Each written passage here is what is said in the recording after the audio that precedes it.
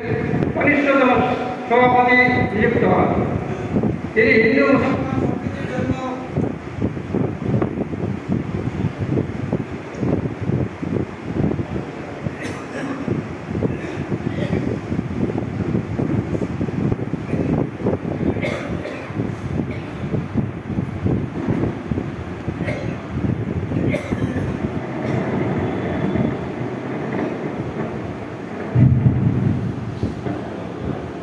তিনি হিন্দু মুসলমান সম্প্রীতির জন্য নিরলসভাবে কাজ করে গিয়েছেন।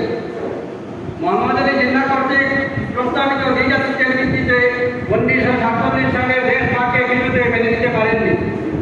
তিনি দেশ ভাগ ঠেকাতে গান্ধীজির শরণাপন্ন হয়েছিলেন এবং বলেছিলেন, আপনি একমাত্র ভরসা।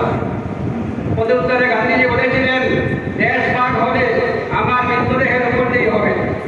কিন্তু পরিশেষে প্যাটেল এবং নেহরুর কুপরামর্শে ওনাদের সঙ্গে চলে যান। তার ফল হয় পাকিস্তান এবং ভারত। স্বাধীনতার পর থেকে মৌলানা আজাদ জীবনের শেষ দিন পর্যন্ত ভারতবর্ষের শিক্ষামন্ত্রী করেছিলেন এবং তিনি বিনামূল্যে প্রাথমিক ও উচ্চশিক্ষার জন্য আধুনিক শিক্ষা প্রতিষ্ঠান চালু করেন ইন্ডিয়ান ইনস্টিটিউট অফ টেকনোলজি এবং বিশ্ববিদ্যালয় মঞ্জুরি কমিশন।